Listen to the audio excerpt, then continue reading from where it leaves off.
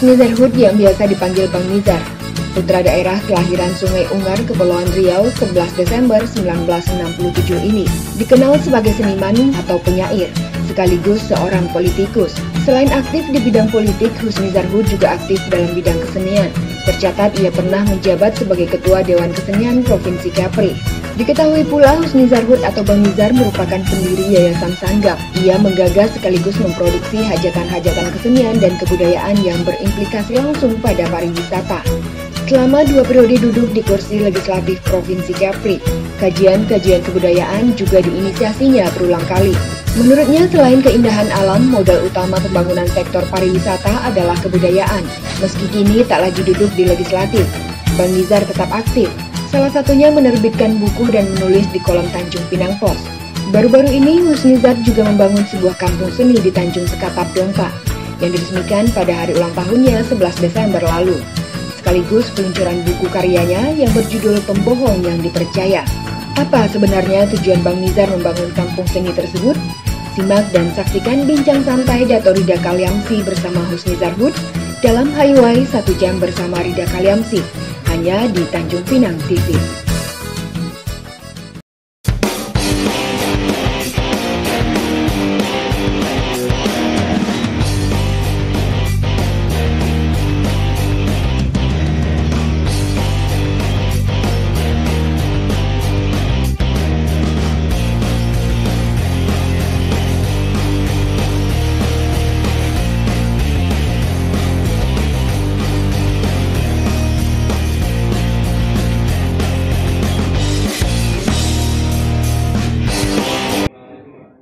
Assalamualaikum warahmatullahi wabarakatuh.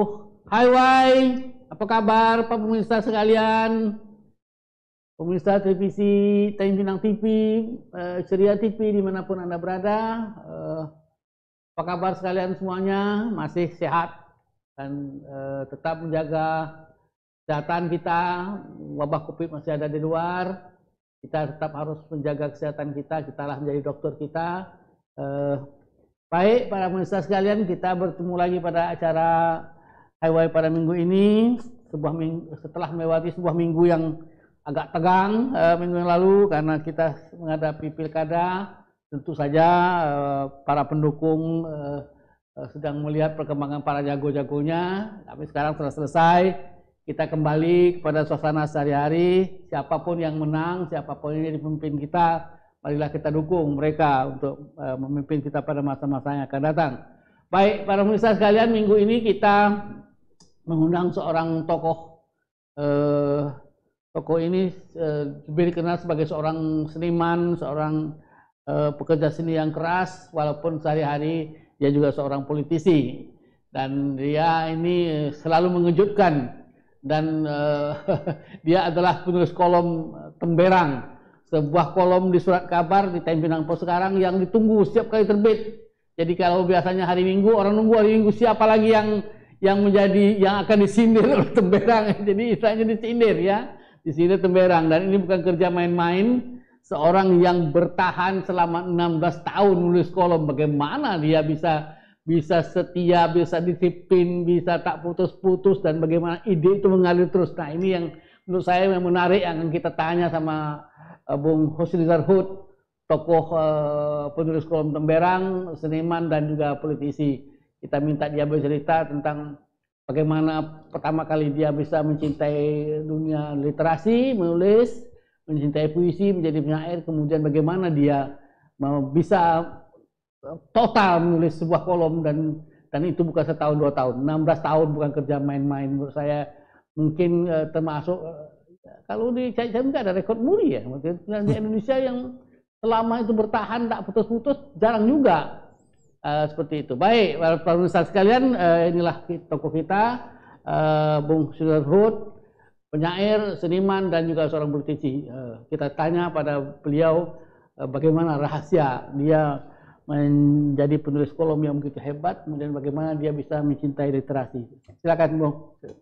Assalamualaikum. Santai saja. Assalamualaikum, Dato'. Waalaikumsalam.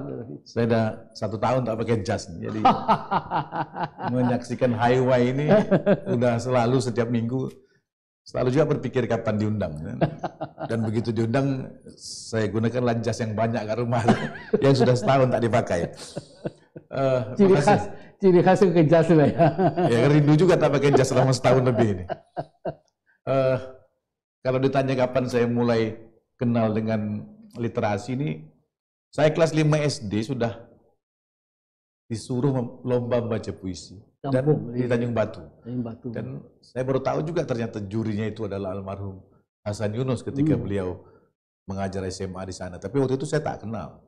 Saya dipaksa oleh kakak saya yang kebetulan guru SD dan dia bilang saya berkemampuan untuk membaca puisi. Itu mungkin kenal dengan puisi. Setelah itu saya menulis. Saya pikir saya beruntung karena bapak saya kepala desa. Di depan rumah kami itu dekat kantor kepala desa yang kecil dan selalu saya di situ berharap mendapat upah. Saya main mesin tik itu. Saya suka sekali dan selalu dimarah kalau mesin tik baru saya dipindahkan dikasih mesin tik yang kecil karena ada bunyi ting dan memutar pita itu. Jadi kalau habis nyapu dapat upah itu kami main mesin tik. Ada roh mesin tik. Nah, mesin tik itu selalu dari SD. Mungkin anak seumur saya kira belum berkesempatan untuk kenal dengan mesin tik itu.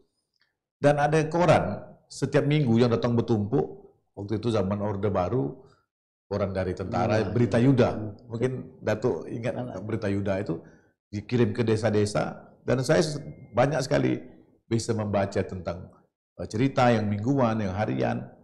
Dan di situ mungkin saya kira awalnya, dan SMP saya sudah menang juga baca puisi dan sudah menjadi sutradara. Produksi 17 Agustus, perpisahan, meng-create kawan-kawan untuk tampil, baik di musik, saya memainkan gitar tunggal, gaya-gaya Iwan Fals, dan menampilkan teater-teater dan lawak dengan kawan-kawan. Jadi itu SMP.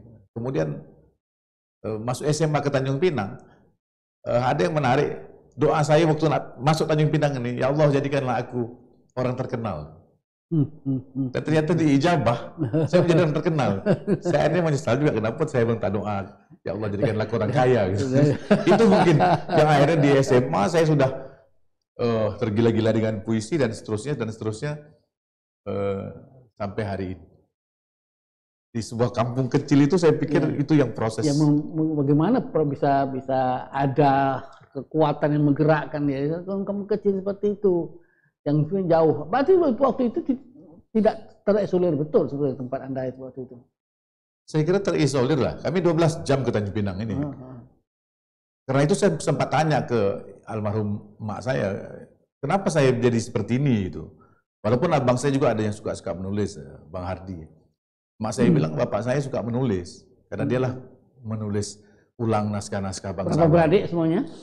Kami ada 10 ya. Tapi yang tinggal 6 laki-laki. Dan itu semuanya punya bakat menulis atau Anda sendiri saja? Ada bang saya Hardi Selamat Hud itu dia punya bakat menulis dan dia mengirimkan banyak buku ke saya. Saya kenal buku Rendra itu waktu saya SMP dari dia kirimkan. Tapi itulah mungkin ada darah dari bapak orang kami tua, yang suka menulis naskah-naskah drama. Karena di kampung kami itu ada namanya PEPSU, Persatuan Pemuda Sungai Unggar, punya gedung kesenian walaupun sederhana. Setiap bulan ada penampilan bangsawan, band dan lain sebagainya. Saya pikir itu energi yang luar biasa. Di saat itu tak ada anggaran dari pemerintah, tapi bisa secara mandiri desa bisa menampilkan itu. Jadi sejak dari awal sudah ada lingkungan yang mendukung. Ya, saya punya foto-foto koleksinya dan saya sedang menyusun buku itu sejarah saya. Maka itu Anda bisa multi talenta. Penyair juga, teater juga, penulis juga, seperti itu. Mungkin, karena saya masih ingat drama-drama, saya nonton Mahmud Mangkat di Julang itu di kampung kami, itu. Macam mana dan nangka yang dicopot itu dari SD saya sudah nonton itu, di kampung itu. Nah itu yang membawa Anda ke Tanjung Pinang, lalu mengembang karir itu seperti itu. Karena SMA-nya tidak ada di Tanjung Batu, saya ke Tanjung Pinang.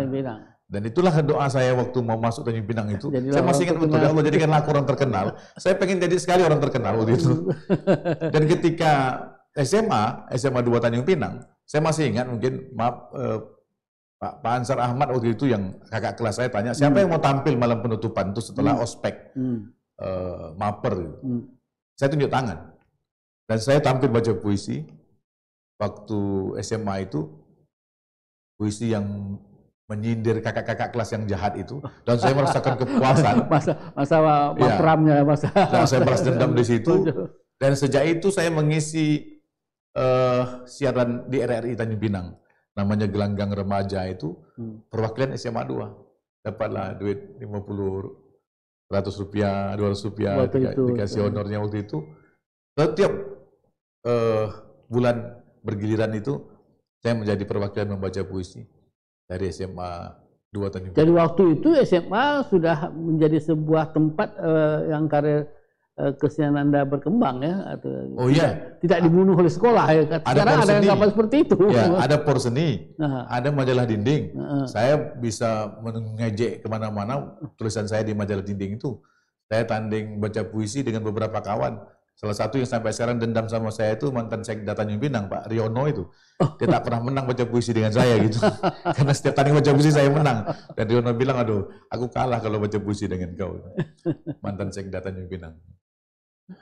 Jadi sekolah itulah ya, sekolah itu juga yang memberi andil bagi Anda. Tapi sekolah itu kan kadang-kadang tidak membesarkan. Nah, yang membesarkan Anda sebagai seorang seniman sebenarnya itu sebenarnya di mana tempat yang membesarkan di Tanjung Pinang, di mana tempat besar? Memang ada kondisi di Tanjung Pinang yang memberi ruang untuk Anda berkembang seperti itu, atau? Dan saya memang sejak SMA, tamat SMA, terus saya ikut lomba baca puisi, saya sudah bersungguh-sungguh. Inilah jalur hidup aku. Aku ingin menjadi orang terkenal. Awal memutuskan bahwa itu seperti itu. Dengan doa tadi pertama, aku ingin menjadi orang terkenal, dan terkenal itu bukan dengan cara apapun. Dan saya bersungguh-sungguh itu. Sampailah akhirnya ketika saya nikah, saya memang ingin membuktikan juga dengan istri. Waktu itu aku akan buatkan sanggar karena dia penari, dan kami ketemu sama-sama seniman. Ada situ yang akhirnya membesarkan di pusat latihan seni Sanggam yang sudah berusia tahun ini 23 tahun itu yang mulai. Itu bagian dari hadiah perkawinan itu. Iya, itu hadiah perkawinan. Sisa tanah 5x10 samping rumah itu yang kita bangun, dan sekarang sudah jadi satu rumah. Itu yang membuat saya harus setiap hari, dan Sanggam itu komunitasnya sangat serius untuk berpikir tentang kesenian, dan hampir semua saya berani katakan seniman-seniman yang ada di Tanjung Pinang ini 80% dibesarkan dari lembaga itu. Bukan saya, tapi lembaga itu membesarkan mereka. Ada kesempatan, ada ruang seperti itu. Itu yang membuatnya akhirnya saya terus bisa bertahan di sini. Pada waktu Anda mengembangkan diri itu, Anda melihat peran pemerintah, katakanlah pemerintah daerah yang memberi ruang pada Anda untuk kesempatan Anda tampil, mengirim Anda sebagai utusan apa kemana-kemana, sehingga kemampuan berkesenian Anda bisa terus dikembangkan seperti itu. Nah, selalu saya bilang saya generasi yang beruntung. Saya didukung banyak pemerintah yang peduli terhadap kesenian. Awalnya saya sebetulnya dari Riau dulu, main di Pekanbaru, terus turun ke Batam, didukung oleh otorita Batam melalui Pak Ismet Abdullah. Saya dipanggil oleh Pak Manan waktu itu, mantan bupati, dengan almarhum Raja Hamzah. Saking saya takutnya bawa jumpa Pak Manan tuh saya bawa almarhum Raja Hamzah untuk nemankan saya. Apa kata Pak Manan? You ini main di luar aja, tapi kampung sendiri you lupakan. Saya bilang, Bapak siapkan anggaran, kami siapkan acara. Berapa kau perlu? Sekian. Oke, itu kan namanya Bintan Zafin Festival, pertama sekali, tahun 99. Nah, setelah itu, tahun 2000 menjadi Bintan Art Festival. Bupatinya Pak Uzrin, abang saya. Itu yang membuat saya juga semakin laju. Tapi kita didukung dengan Bu Tati yang memang dalam tanda kutip gila dengan kesenian ini. Dia pernah mengirimkan diam-diam sanggar kami hanya untuk macam mana bisa berkompetisi dengan baik, karena sanggar lain yang dikirim. Dia bilang, ini ada duit 3 juta, bisa ke Pekanbaru. Saya bilang bisa, kita pergi dan kita menang dibandingkan sanggar yang dikirim dari Kabupaten Kepri waktu itu. Kita atas nama Pemko Tanjung Pinang. Nah, etapa pemerintahan dari mulai yang saya sebutkan tadi sampai ke Bu Tati, itu proses kreatif saya, dan saya diuntungkan dengan didukung, dipanggil orang untuk membuat acara. Pak Ismet memanggil kita, Pak Manan memanggil kita, Bu Tati mempercayakan saya, sampai saya menjadi anggota DPR itu Bu Tati pula yang bilang, awalnya anggota DPR apa seniman gitu, karena ada satu kali saya lupa saya duduk di tempat VIP itu, saya malah di bawah panggung untuk ngurus kesenian gitu. Jadi bantuan dari pemerintah itu memang di saat saya berproses itu memang sangat luar biasa. Tapi hari ini yang saya takutkan. Saya takutkan peran pemerintah itu menurun. Bukan menurun, mereka memikirkan yang lain gitu. Yang lain mereka anggap lebih penting. Iya. Jadi berarti ini membuktikan bahwa pemerintah memang harus ada memainkan perannya. Oh iya, daerah harus hadir. Menghidupkan bukan personal saja, tapi juga dunia kesenian itu memang harus tetap ada. Tak bisa dibiarkan kepada dunia kesenian, kepada para seniman. Kita selalu katakan bahwa kebudayaannya itu bukan otomatis, bukan automatically gitu bahwa mereka hidup. Kita mau kasih tahu bahwa dalam sejarah kesenian dan kebudayaan itu masuk ke istana, dihidupkan oleh istana di Melayu ini. Di istana itu berturun ke masyarakat lagi. Jadi kesenian-kesenian itu memang diambil oleh istana. Jadi jangan malu ketika misalnya kebudayaan hari ini memang pemerintah harus peduli. Kita tahu Zapin main di istana, Mayung main di istana, Joget main di istana, walaupun di rakyatnya mereka hidup. Tapi kan ada yang mengatakan bahwa itu sangat tergantung pada figur yang memimpin. Kalau dia mencintai kesenian, dia merasa bahagian daripada perkembangan kesenian. Tidak hanya sebuah aturan bahwa ini harus dikembangkan. Pada tokoh yang Anda sebut tadi itu kan Bu Tati suka pada kesenian, Pak Ismen suka kesenian, Pak Manan suka kesenian, seperti itu. Tapi kan mereka harus lihat dari sejarah bahwa kerajaan Riau Lingga ini tidak mewariskan sepak bola, tidak mewariskan mungkin petenis atau petinju, tapi mereka mewariskan literasi. Budaya. Saya pernah bertemu Datuk dengan seorang profesor Zainal Abidin Burhan. Kita membuat waktu itu festival Tamadun Melayu. Mereka tanya, apa Tamadun Melayu itu? Saya susah menjawabnya waktu itu, berbalik-balik lidah saya waktu itu karena menghadapi profesor. Ternyata jawabannya sederhana. Tamadun kita ini aksara, menulis ini. Literasi. Kita tak sadar itu bahwa literasi itu kekuatan kita. Kekuatan Kepulauan Riau, kekuatan yang diwariskan oleh kerajaan Melayu Riau dulu sehingga ada namalah Kepulauan Riau ini sekarang ini dari khazanah asasi. Dari literasi kalau itu. Tak ada tupatun napis, tak ada bahasa Melayu, tidak Ustaz ada karya itu, mungkin kita ini termasuk provinsi yang tak dipandang orang walaupun tempat asasi seperti itu. Ya itu yang harus disadari pemerintah hari ini. Mereka mewarisi sebuah daerah yang dibesarkan dari itu. Beruntung. Beruntung mereka. Kita mau bandingkan lah dengan daerah-daerah lain. Kabupaten di sini ada yang beruntung dan tidak beruntung itu. Tapi sangat beruntunglah orang yang ada di Tanjung Pinang ini sebetulnya hidup di sini karena warisan budayanya luar biasa. Oke, kita break dulu sesi pertama ini, nanti kita masuk ke sesi kedua. Hai, kita bertemu lagi pada sesi yang kedua.